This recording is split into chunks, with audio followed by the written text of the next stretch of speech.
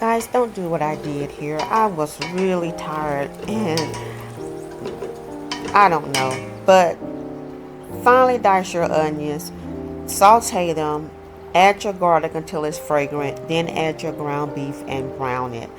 Your seasonings and stuff. Don't do what I did. I don't know what I think I was thinking in my head I was making a stir fry when I cut the onions.